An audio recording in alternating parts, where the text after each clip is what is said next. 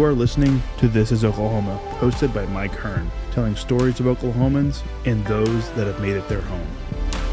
What's up, guys? Welcome back to an episode of This is Oklahoma. Mike Hearn here, host, back with another episode. Excited to share this episode with you today, but before we do, huge shout out to our sponsors. The Oklahoma Hall of Fame have been sharing Oklahoma's story through its people since 1927. For more information on the Oklahoma Hall of Fame, go to www.oklahomahof.com. And for daily updates, go to oklahomahof on Instagram and give them a follow. Our other sponsor today is the Chickasaw Nation. Now, the Chickasaw Nation have sponsored pretty much everything in Oklahoma. They're a huge supporter of Oklahoma. And it's an honor to have their name and their brand supporting this podcast. A huge shout out to Governor Anatobi for supporting this podcast. It really means a lot. This episode is brought to you by the Doghouse OKC. Recently, I have been in need of some doggy daycare for my two pups, and the Doghouse have come in clutch. The team over there are incredible. They've taken care of my two golden doodles, and so it's been an honor to partner with them on the podcast and share the love. Adding to that is the Doghouse, and so if you're in need of doggy daycare in the day or boarding overnight, they do grooming and other cool things too, but I've had a fantastic experience, and it's an honor and a privilege to share this with you too. So go to thedogHouseOKC.com and follow them on Instagram at thedogHouseOKC, and hopefully our pups will run into each other. If you're looking for a way to make a real difference, check out Bethany Children's Health Center. They're helping children reach their full potential as a leader in pediatric rehabilitation. They're also building a new Outpatient Center of Excellence, and it's going to be a landmark right on Route 66. Want to learn more or even schedule a tour? Just head to bethanychildrens.org and click on the Ways to Give tab. That's bethanychildrens.org. What's up, guys? Welcome back to another episode of This is Oklahoma. Mike Hearn here, host, back with another episode. We are down at Bethany Children's Health Center, right off Route 66. You've probably driven by it. If you haven't, you will see there's a lot of epic construction going on right now, and this place is booming. There's plenty of things happening, and we're going to talk about them. But if you haven't already heard about this place, you might have listened to my previous episode with Chief Marketing Officer Mr. Richard Mills, and he's not here today, which is a sad thing because he was recognized recently as one of the top chief marketing officers, right, in the healthcare space. Richard's doing great things and always looking fly, dressing fly, and doing great things for this organization. But today's guest is new to the role, but not new to Oklahoma. So it gives me great pleasure to introduce former Miss Oklahoma, Ashleigh Robinson, who is a development manager here. And we're excited to dive into your story and hear about all the great things that you're doing for the kids here. But before we do, Ashleigh, welcome to the show. Tell me and tell us listening who you are, what you do, why you do it. Yeah, hi, I'm glad to be here.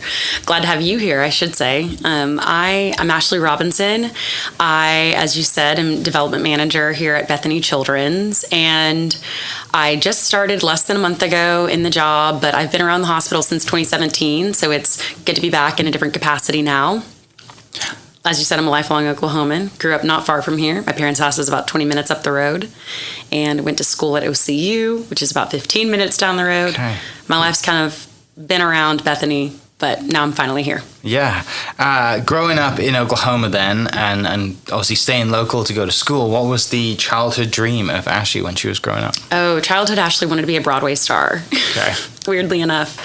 I loved musical theater and grew up singing and dancing and acting. I did a lot of stuff with Lyric Theater of Oklahoma and just loved performing and loved telling stories, which kind of became what I realized was the passion for it, was telling stories.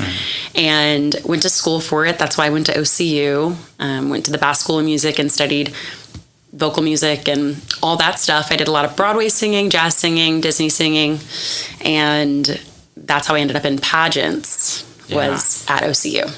Yeah, listening to you wanting to, your dreams as a kid, OCU in your backyard is the only place you want to go to growing up, right? It was so bizarre hearing kids come from all across the country say, oh, I can't wait to come to OCU, and I'm leaving New York to come to Oklahoma. And of course, I thought Oklahoma was great, but who would want to come to Oklahoma from New York? Mm-hmm. Anybody that knows anything about music. So yeah, music pageants. Does OCU still have the most Miss Americas? Most Miss Americas of any university in America? Yeah.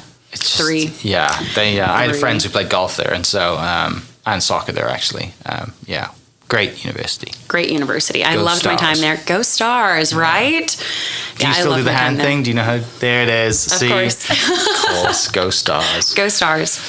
Yeah, I loved my time at OCU, and it was in my time at OCU that I did come across pageantry. I had never done a pageant before I got to school, and I had a roommate that was doing it, and I thought, I could do that too.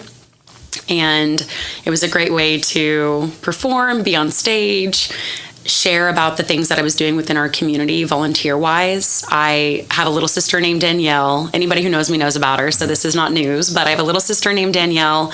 She's 24 now, and she has Down syndrome. And part of the whole pageantry thing is having a community volunteerism effort, and she was at the core of it all for me. And it was through starting to compete in pageants and then watching her get sick that the things that were my goals originally shifted. And going to Broadway, leaving Oklahoma was no longer the goal for me. It was always my goal to help her create a better life for herself and in turn create a better life for other Oklahomans that have disabilities or whatever. And in watching her get sick, in watching her deal with new levels of disability was really what changed my mind about my goals, and eventually started really diving into competing because I wanted to be here. I wanted to be in Oklahoma. I wanted to represent people like Danielle in that field and on that stage, and no longer wanted to go to New York. Wanted to be here. Wanted to be at Miss America talking about Danielle, talking about her peers. And through her health journey, she spent 3 months at OU Children's and then spent 5 months here in Bethany. Looking back now at the lessons that you learned in college, the lessons for being on Broadway or in pageantry and being Miss Oklahoma and doing that whole year walk around Oklahoma talking, looking back at where you are now, it's like the perfect mix of training to go into the role that you're in with development, right? Because, you're used to being an advocate, you're used to speaking, you're used to all these things. And now you get to point it at something that you love and have a bigger impact than you would have if you'd have gone to New York, right? I had a moment when Danielle was here at Bethany still, and we kind of snuck her out of the hospital. We didn't sneak her, actually. No one ever sneaks out of the hospital when you're staying in a hospital. But we snuck her out, took her to go see a show that I was in. My family brought her to come see a show that I was in. And I remember the exact moment that I walked off stage and saw all my friends going to hug people that had come to see them in the show. And I walked out into the lobby, and Danielle was there in her wheelchair with her little trach button on, and realizing, oh my gosh, I have so many other things to say outside of being Dolores in Sister Act. I have so many other things to talk about, so many other stories to share that are worth telling. And obviously, the majority of them are about Danielle, but there's so many other people in our community, in our state, across our country that have the exact same story, even. And whether or not it's because they are experiencing a health diagnosis that's earth-shaking, or they have a lifelong disability that they just need supports with. I was realizing that story was the story I wanted to be telling. And from that moment on, I knew that my storytelling abilities needed to be shifted to creating resources for other people. I still love theater, and I still go to theater all the time, but I just knew that my gifts needed to be redirected. And I started pouring into nonprofit education, did an internship with the Inasmuch Foundation in downtown Oklahoma City that really shaped my mind around the types of things I could do in development. Went and did the whole Miss Oklahoma thing, and obviously that's a year-long speaking tour about things, and then used the money that I won through that scholarship opportunity to go back to school and get my master's degree in nonprofit leadership. Okay. Yeah, so this really sets, having that moment, right, with your sister, that really to change your mind, to change your goals, the next dominoes that fall really sets everything in motion for the rest of your, for the next few years and to get you to where you're at now, which is again, like the one thing I love with this podcast is it forces people to think back, and that's one thing that we don't do enough of. You know, we're always on new goals and we're always moving really fast. We never sit down and look back at the things that we've done, the decisions we've made to get to where we're at. And it's really cool to listen to you talk about the decisions you've made, and not only just decisions to change your goals, but to go back into education, to use the platform and use the scholarship that you won by doing something you love to do, to then push you into the next phase of your life, which is where we are today. Yeah, I believe that every step along the way is a step in the right direction, and there's no straight path to anywhere that you're going. It's important to keep that in mind. Yeah. Whether or not you're experiencing great highs or great lows, the path will never be straight.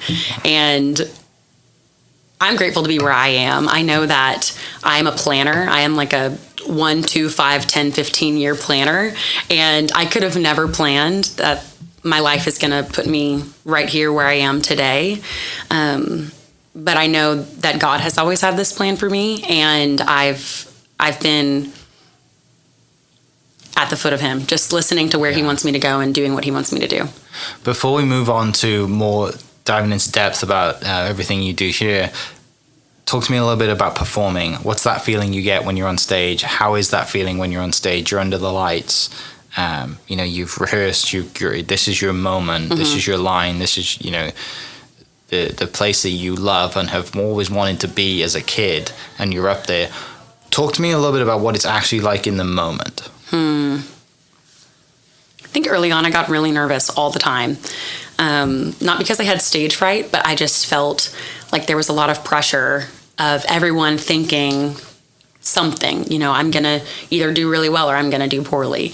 And I realized later on that when I would go to performances and someone started performing, I wanted it to be good. I wanted it to be fabulous. I wanted to enjoy myself listening to them or watching the performance, and changing that narrative in my own brain of this audience wants a good show. This audience wants a good story. They want a good time. They want me to succeed just as much as anybody else does. And that took away a lot of the fear that I had when it came to performing. One of the things that I said when I would talk to kids on my Miss Oklahoma years, they would ask me, do you like dogs or do you like cats? And I would always say, I'm not a dog person or a cat person. I'm a people person. And I love people, and whether it's performing on stage and telling a story of someone else's, or giving a speech about Danielle and her story and telling our own story and sharing that, or sitting across the table from somebody and talking about both of our experiences, those are the things that bring me the most joy, that I'm the most at ease doing, and that's what's going through my brain, whether I'm performing, singing, giving a speech, talking to people, sharing about Bethany with a donor. I'm just a storyteller, and I'm a communicator, and I'm a connector. Yeah. And leading into you mentioned doing your master's degree. What are the things that you took away from, the curriculum, the things that you learned during your master's degree that then propel you into the role you're in now? I think one of the biggest things was that everyone has a place on a team. It was a leadership degree specifically, and I was trying to grapple with what leadership looked like for me, what my personal philosophy around leading a team was. And in so many ways, I thought to myself that a leader is someone that can do every single bit of a project well, and then just has a team that they can tell how to do that. And in my graduate degree, I quickly learned that it's not the truth, because no one wants me doing finance or accounting or that side of a project, or running that side of a team. What I learned the most about leadership was that it's about listening, and it's about making sure that everyone around you has what they need to succeed.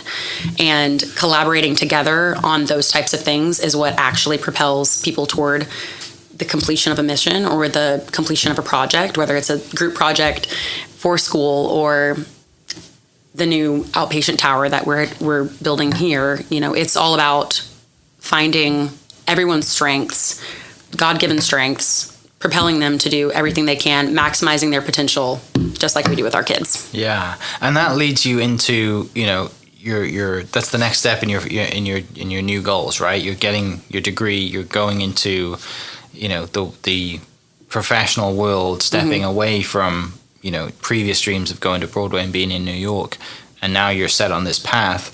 what comes next after you get your degree? Do you know where you're going to go, your master's degree? Do you know where you're going to go in your next profession, or are you continuing to look? Are you, like most of young professionals, are you diving into nonprofit boards? What's the stage of your life like when you graduate with your master's degree? Yeah, I had been doing a little bit of all of that, I suppose. I had already worked before I was Miss Oklahoma. I already had jobs, and after being Miss Oklahoma, I knew I was going to go back to school and knew that I was going to be in the nonprofit sector somewhere. As I was in school, I was serving my church and was doing some substitute teaching because that's what I was doing right before I was Miss Oklahoma. And one of my professors for a class I had was telling us that she had theoretical knowledge of the topic that we were studying, but that if we wanted hands-on experience or to hear from someone who had hands-on experience, we should go look elsewhere.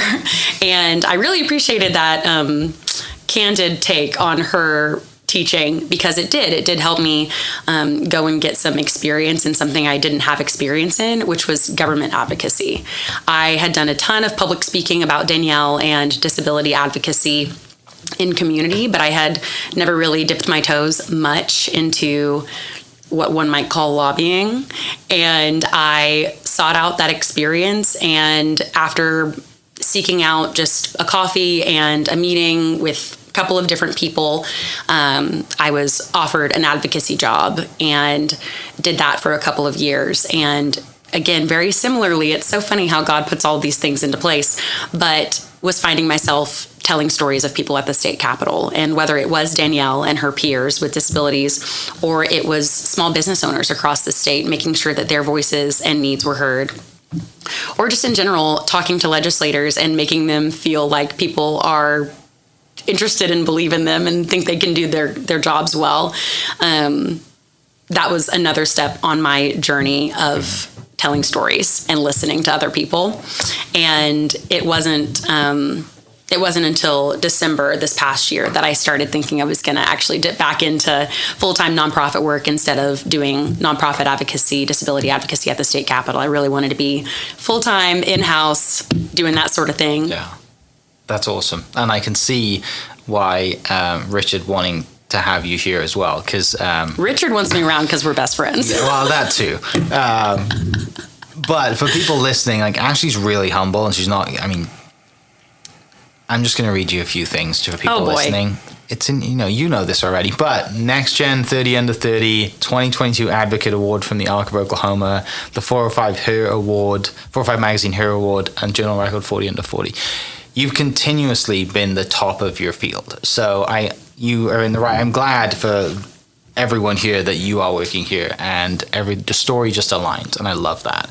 But that leads into you're doing all this stuff. You have this moment again, right, where you're thinking, I want to be somewhere full time. I want to have do this position, and how does this position come up? Like you mentioned, you and Richard are best friends. Does this come up because you just randomly sharing conversation that, hey, I'm looking for something, is there a room? Or does he tell you, hey, I want you to come work with me?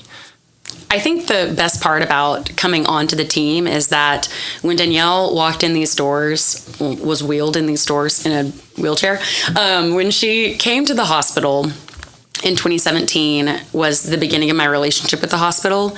And from that day on, my relationship has never stopped. I've been back to volunteer. I've been back to host prom. I did an appearance here as Miss Oklahoma. I've been to fundraising galas. I've shared things on social media. The relationship has never stopped, and this new position is only a development of my relationship with the hospital.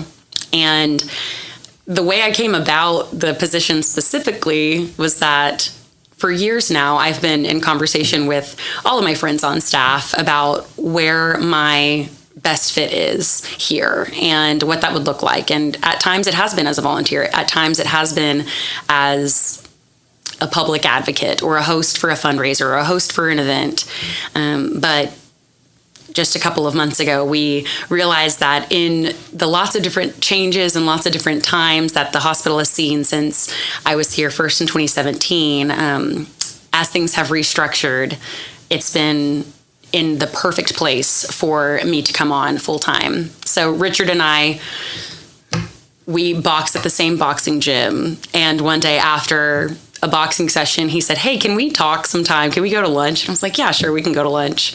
And he let me know that he thought it was time. He thought it was time for me to come on staff, and I prayed about it and talked about it and prayed about it and talked about it. And a few months later, here we are. Okay. Let's dive into the boxing thing. Oh boy. Yeah. When does that start? How does that come about? So I did not grow up an athlete at all. Actually, like all of my athletic ability was on stage, and that meant I did not have athletic ability. I did tap dancing, and that's about it. Okay. And very iconically, I was in softball as a kid for 2 or 3 seasons, and my 5th grade teacher came to one of my softball games and watched me try to play softball and turned to my mom and said, I think we stick with singing. I think that's what Ashleigh's talents are best expressed in. So I didn't do any other sports up until I was training for Miss America. Mm-hmm. And there have been lots of changes in the Miss America organization from the 100 years that it's been around. Obviously, it originally was a swimsuit competition, and when I was competing, there were still swimsuits. And someone told me, "You need to look like you work out." And I said, "Oh, I guess I should go work out then." And so I started to look into that, having never been an athlete, never really worked out. And when I did win Miss Oklahoma, my board, my group that was supporting me to go to Miss America, said, "Hey, we really think you should get a trainer. We really think you should find someone to kind of guide you instead of doing Pinterest and YouTube workouts. We think you should go do something specific." And I found a trainer in Tulsa as a friend of a friend kind of situation. And he's an MMA fighter. And I said, "I know you're a personal trainer. I really want to train with you." And he said, "If we're training, we're fighting." I was like, "Okay, guess we are. We're going to fight." I never fought him, obviously, but bought my first pair of boxing gloves the summer of 2021 and have been boxing ever since. And I love it. It's a lot of fun. I am good at it on my own. Please don't ask me to fight you or protect you in the street. I can't do that, mostly because I'm afraid of people, but I really enjoy it. He and I both go to a boxing gym in Oklahoma City, and I'm there almost every single day, and I love it. Shout out the boxing gym. Let's give them some love. Shout out Rumble Boxing Nichols Hills. Okay. It's just boutique boxing, but it's a lot of fun. They've been on the podcast. Yeah. Hey, okay, great. And want me to go to a class, and I have been putting it off ever since because it is a real workout. It is a real workout. It is a real workout. I'll have you out sometime. We'll go box together. There's a lot of friends. We have a lot of mutual friends at the gym too. Yeah. Les is there. Yeah, I was going to say Les is at the boxing gym too. Yeah, Nick Brown's there. Yeah, Nick Brown, yeah. There's a lot. Mm-hmm. Yeah, it's okay. Rumble Boxing. Rumble Boxing. It's happening. I'm there almost every day.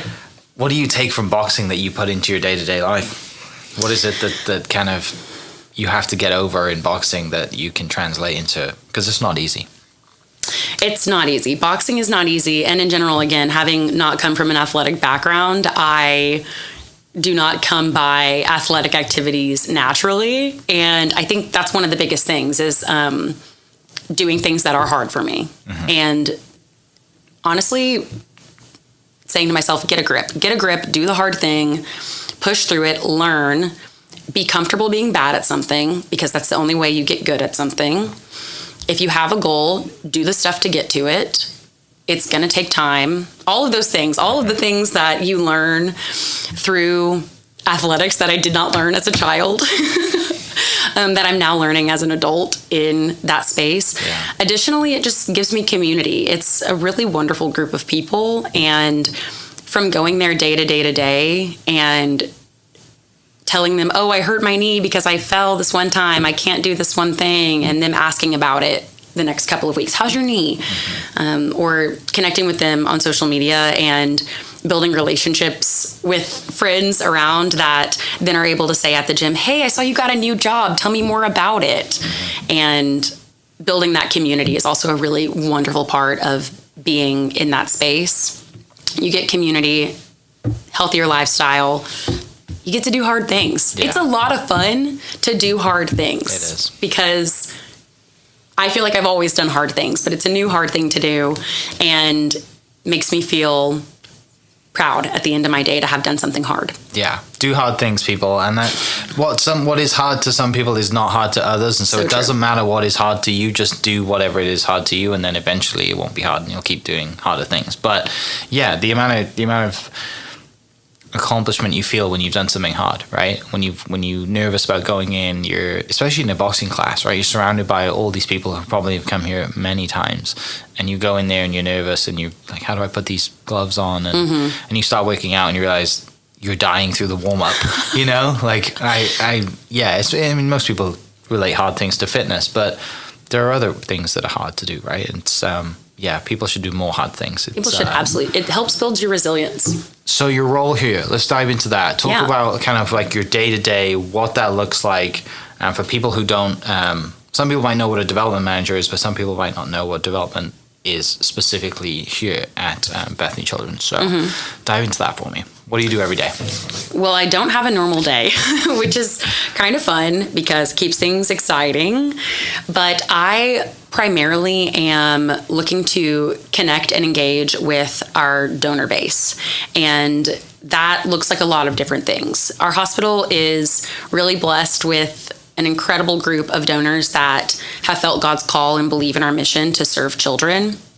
And they're very generous, and it's important that we engage with them and we give them opportunities to feel connected to us and feel connected to the kiddos.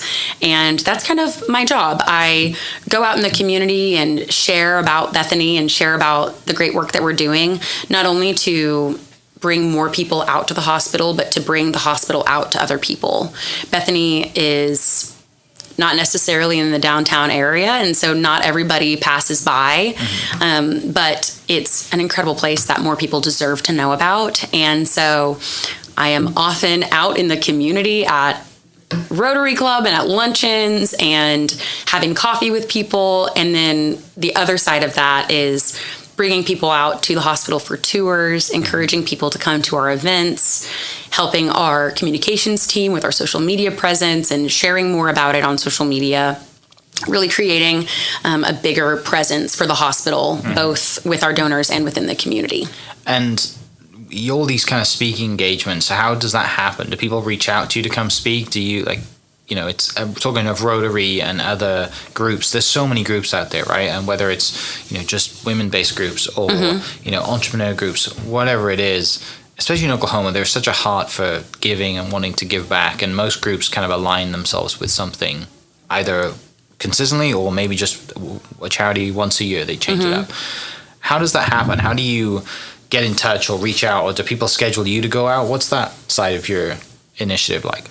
Yeah, so it's kind of a mix of a few things. Obviously, there are some people who reach out directly to the hospital through our website or through email or that sort of thing that say, we've heard about Bethany, but we don't know much. We would love to have someone come share about what's going on out there. We saw the big crane. What's happening? Please tell us more. And that's the Ashleigh bat call, if you will. I, am able to go out and give a presentation, go to a coffee, talk to a group, that sort of thing. I also am very proactive about wanting to get out in the community and share that too. And I have no problem inviting myself places. I am a Rotarian and I love Rotary clubs. And so I've already been making my way to some Rotary clubs to tell them more about Bethany. I'm also really involved in my church and talking to folks at my church about the ways they can be involved here and other church communities, about how they can be involved here, especially with our mission based in Christ's teachings. Additionally, we've got some new stuff going on our website to schedule tours and just get out here and get involved. Yeah, that's one thing. After taking the tour myself, that's one thing I would definitely tell people listening to do is just come and see it, right? Come schedule yourself a tour, and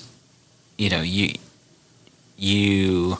It's always, when you see something on the internet or you see social media posts, I know about that place. But when you come here and you see the impact and you see the mission and you see the employees and the kids, you have to experience it in person. And so for people listening, set that up. I'll put a link down or in the description. You can go and reach out and set the tours up if you want to. It's a life-changing place. It brings joy to everybody. And sometimes I talk to people and they say, oh, isn't it so sad? Some of those kids have been there for so long and they may not get to go home. And I can't help but think, oh my gosh, this is the best place to be if you're going to be here for a long time. And even looking back at some of the pictures from when Danielle was here, I looked at a photo of when she was just about to come here, and homegirl was down. And a photo of her first week she was here at the prom. It was her first week, and she's got this big grin on her face, and I don't think we had seen her smile for a long time before that. So no matter if you're a patient or you're taking a tour or something along those lines, you're going to leave with a smile. You're going to leave with joy and hope. And that's what we hope everybody takes away from coming and visiting the hospital is hope. And you and the team here, you're so busy. There's so many, you have year-round programming, right? And so there's always something going on, whether it's community engagement, whether it's, events for the kids here, like there's always something happening. So, we're currently about to head into May. What is coming up for you at the moment? What's kind of that you're excited for that, people listening can dive into and also look forward to in the future? We are a 24/7 year-round facility, and so we do have care happening at all times. But you're right, we also do have events happening here at the hospital and out in the community throughout the entire year. We just had our adaptive egg hunt, and that was a lot of fun. We had hundreds of kiddos come out and have the opportunity to have that rite of passage for Easter of going and hunting eggs. We also have a lot of really great stuff going on this summer. One of our community health programs is called Safe Kids, and obviously we are a health center that takes care of kiddos after tragic events, whether that's a car wreck, an ATV accident, maybe a swimming accident. And we recognize that while we are a great healthcare facility and we love taking care of kids, what we love more is when they're safe before they come here, or safe enough to not come here and know about us but not have to come and get health care here. And so through Safe Kids, we are going out into the whole state telling kids about how to be a safe kid, whether that's in the water and teaching them about water safety in the lake or at their home at a pool, whether that's telling them about ATV safety and the best way to go about riding those or not riding those, and educating parents about car seat safety, car riding safety, what that looks like to keep kids from having to come and stay at the hospital. So that's one of our biggest things, is that we're excited about summer safety with Safe Kids. Yeah, wear your helmets, kids. Wear your helmets. Wear your helmets. Because it is fun to drive those ATVs, but it isn't fun if you crash and you're not wearing a helmet. And so, where can they find that? That's on our website. All this information is on our website. All this information will be shared on our social media as well. Social media is obviously a really great way to keep up with friends, but it's also a really great way to keep up with Bethany Children's. Yeah. And, we mentioned this a little bit. There's this giant crane outside and all this construction going on, and this really cool outpatient tower that's being built. Tell us about that. What's happening with that, and what is the kind of expansion of services and the ability, to help more people? What do people need to know about the construction that's going on? It's going to finish early 27, right? We are going to be majoritively done around the 100th anniversary of the Route 66 celebration. And we're really excited about that because our outpatient tower is going to have a new Route 66 landmark on it. We call it the Landmark of Hope. It's Cal the Caterpillar. It's going to be really cute, colorful, great to pull over and take a picture by. But the point of it all is that it's going to be an outpatient tower. So we do a few things here at Bethany Children's. We do complex care, which are the kiddos that typically stay here for quite a while and need a lot of help to get through the day, but still get great care. We do rehabilitation, which is the type of stuff that my little sister had when she was here. And again, that was in 2017, and she was in the PMRU. And only 20 beds were being served at that time. And then they opened the bed tower, the Gray Family Bed Tower, which is connected to where we are right now. And that expanded to over 100 PMRU beds. And that's a great thing, because then more kids, again, that either get in accidents, have short-term illnesses that need a little help, they get to come out here, get the help they need before they go home. The thing about that is that once they go home, there are some other things that they need to continue to live and grow in their independence, and families need to help continue to take care of their kiddos once they're home. And whether that's physical therapy, doctor's visits, clinics, that's what our new outpatient tower is going to serve as. We have a bunch of kiddos just like Danielle who have had the opportunity to go home, but they need to come back sometimes. And that outpatient tower is going to serve as the home base for those kiddos that do need the therapies, do need the clinics, do need those specialized doctors that are here just for them. Mm-hmm. Yeah, and I think one thing we definitely touched on the podcast with Richard was, people I don't think realize how much reach Bethany Children's has in the state, right? Like it's all of the state. That people coming over from all over, and this new expansion is just adding to those services and being able to help more people, and who doesn't want to help more people, right? Like that's the whole goal of everything that we know you do here, is to help more and be able to give access to people in all walks of life, right? They're going to come here and have all the services that they need, and like you said earlier, even though the kids might spend a long time here, they couldn't be in a better place. And, we're in the store right now looking out at the mock town that's outside, with the house and the bus, and there's so many little things in this building that just give hope and help the kids, even though walking through you might not notice it. The prom we've talked about, right? The events that happen to give these kids a normal life while they're here, and then adding on to that with the new, expansion tower and all these great things. It's can't help but make you smile every day you come to work. I really do believe in the bit of our mission that talks about maximizing the potential of every child. And whether that's learning how to walk again, or learning how to navigate life now that you're in a wheelchair, or learning how to navigate life with different mobility aids or different health aids, that is the goal, is to help them navigate their life to the most potential that they can reach. And in the outpatient tower, they're going to be supported in reaching those milestones, getting to those goals, coming back, getting the therapy they need, going back into their hometown, whether it's here near the Oklahoma City metro or halfway across Oklahoma or in Arkansas or whatever state they've come from. They are going to be equipped with what they need to be successful in their lives. You mentioned earlier that you're a planner and you didn't see yourself being here, but now that you are here, what is that planner in you telling you that you're here now? That's a great question. I don't divulge. No, I'm kidding. I've had a handful of jobs already. I feel like I've lived 17 different lives, even just as a 27-year-old.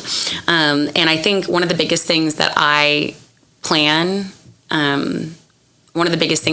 for now is to plant roots and to continue to develop my relationships to help benefit this place. I have no interest in changing jobs again anytime soon. So do not call me. Do not ask me to change jobs. I'm going to be holding on to my job here for a long time.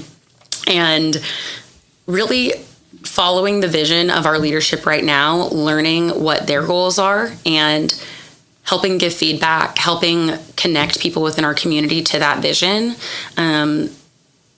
Being in prayer, following along, trying to make sure that we're doing exactly what we can to help all the children that we can. And again, whether that's inpatient, complex care, rehabilitative, or even if they're just coming to visit us at our clinics, even if we're reaching them through Safe Kids or Healthy Schools, we are having an impact. And the biggest thing I'd like to do is to continue to push that impact to as many kids as possible, keeping them safe, keeping them healthy, or helping them get healthy again. You've mentioned, I want to touch on this before we close, you've mentioned your faith a lot in this interview, and I want to touch on this. Where does your faith journey start? You mentioned your church a lot too, so where is home base for you as far as church, and then where does your faith start? And talk a little bit about your faith journey. Yeah, home base for church is St. Luke's Methodist Church, downtown Oklahoma City. I am in our traditional services most Sundays. Sundays, not as a pastor, not a pastor. I'm a lay person, but I really enjoy it. I love engaging with our congregation. We are fortunate enough to have a televised church service every Sunday morning, and we are under the leadership of Dr. Bob Long, and he is a prolific leader in our community for the faith community, but also just being around and being a good person. And I love my church. My faith journey started really young. I didn't know a time that I didn't know faith. And I do believe that it helps me find joy and purpose in life. And I do think it aligns perfectly, again, with us being a Christian missioned health center. Mm-hmm. But I find a lot of peace throughout my day and a lot of my planning in that. Obviously, I can write all the plans I want, and rarely do they go exactly the way I hope, because I am, at the end of the day, not the planner. But I do have faith that everything's going to work out, and it's a faith that sustained me through goal changes, goal shifts when I knew that I didn't want to go be a performer anymore. It's the faith that sustained me through Danielle's sickness. It's the faith that sustained me through a very hard year of being Miss Oklahoma, and it's the faith that will sustain me through my career here and beyond. Yeah, love that. And you still get to perform on stage every now and then, right? Every now and then. Yeah. Talking of performing, playoff season. Have you sang the national anthem at the Thunder game yet? Yes. You have? I have. How was that experience? It was really cool. Yeah? It was really cool. I have been fortunate enough to sing the anthem the past 5 years with the Thunder. The first year being as Miss Oklahoma City before I was Miss Oklahoma. Coming back as Miss Oklahoma and singing for the season opener. Mm-hmm. So on and so forth. Now I'm just a washed up performer, and they just know I know how to sing the anthem, and so they just keep asking me back because they're afraid people are going to pull a Fergie, and they know I'm not going to. Yeah. So they keep inviting me back, and I'm always grateful for it.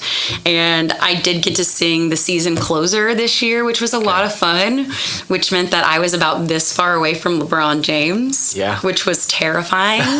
Big game. But it was so much fun. Oh my gosh, it was a blast, and it was the second of our Lakers games. And that was when we beat them instead of losing the first game. And I won't mention what happened in that one, but that's okay. Yeah. We beat them the one I was at. So Richard was very happy with that Lakers win the first game. I did see that. Yeah, he did bring that up in a meeting. He's a big Lakers fan, and he needed to keep that to himself. But that's okay. That's fun to have, though. To have him. I mean, we're probably going to end up playing them in the championship final. I love the Thunder. Yeah, same. I remember in elementary school when the Hornets came here, and a girl lived down the street from me whose dad worked for the team, and we talked about it all and how great it would be if they stayed. And here we are, so many years later. We actually have a team that's thriving, and it's so exciting. It's great for the camaraderie of the city. It's amazing. We could sit here and talk about Thunder basketball, and we could talk about you performing for hours and hours. But finishing up for people listening, I will pull the links in the description down below, but you're the professional at this. Where would you like to tell people to go and sign up, either come take a tour or check out the social media stuff? Totally. I mean, you can go directly to the source. You can email me, arobinson@bethanychildrens.org. You can visit our website, bethanychildrens.org. You can visit us on social media @BethanyChildrens. On our website, we've got a tab that has events, and those are available to the public. You can come to a community luncheon. You can come to Asthma Awareness Day at the zoo on May 3rd. There are lots of really great opportunities for you to get involved. And again, whether that's coming to an event, sharing about us on social media, taking a tour, or just donating. If you don't have time to come out and do any of that, but you are moved by the mission of our organization, we need your help. And the link to donate is online. And in the description down below, I will put that link down there. Ashleigh, thank you so much for coming on the show. Thank you. I love how the world works. I love how you've ended up here. It's something that when you look back at your story makes total sense, right? Maybe it didn't to you at the time, and the things that happen through your life when you grow up and you want to chase your dreams and go to Broadway and you go to OCU and you get into pageants and you become Miss Oklahoma and all these things. But looking back now as a 27-year-old, being in the role that you're in, I can't help but think that you're extremely grateful and thankful to be where you're at today. And I am excited to see you soar here and really kind of find your feet and start running. You're incredibly kind to say all that. I'm grateful to be here and grateful to have shared with you today. For people listening, I will put all the links that Ashleigh mentioned down in the description down below. And May 3rd, we will see you at the zoo. Okay. Thanks for listening. We'll catch you next episode. Cheers. Hope you guys enjoyed that great episode. Thank you so much for listening. As always, huge shout out to our sponsors, the Oklahoma Hall of Fame, sharing Oklahoma story through its people since 1927. For more information on the Oklahoma Hall of Fame, go to www.oklahomahof.com and follow them on Instagram for daily updates at oklahomahof. Our other sponsor, the Chickasaw Nation, amazing sponsor. They do amazing things for the state, and they're always sponsoring something in Oklahoma. They're a huge supporter of Oklahoma, and without their support, we wouldn't be able to do what we do. This episode is brought to you by the Doghouse OKC. Recently, I have been in need of some doggy daycare for my 2 pups, and the Doghouse have come in clutch. The team over there are incredible. They've taken care of my 2 golden doodles, and so it's been an honor to partner with them on the podcast and share the love. And adding to that is the Doghouse. And so if you're in need of doggy daycare in the day or boarding overnight, they do grooming and other cool things too, but I've had a fantastic experience, and it's an honor and a privilege to share this with you too. So go to thedoghouseokc.com and follow them on Instagram at thedoghouseokc, and hopefully our pups will run into each other. If you're looking for a way to make a real difference, check out Bethany Children's Health Center. They're helping children reach their full potential as a leader in pediatric rehabilitation. They're also building a new Outpatient Center of Excellence, and it's going to be a landmark right on Route 66. Want to learn more or even schedule a tour? Just head to bethanychildrens.org and click on the Ways to Give tab. That's bethanychildrens.org. Thank you for listening. We are inspired by those around us and hope that you are too. Make sure you subscribe to this podcast on your favorite podcast platform and leave us a review so we can keep telling your stories. For more great Oklahoma content, follow This Is Oklahoma on Facebook and Instagram.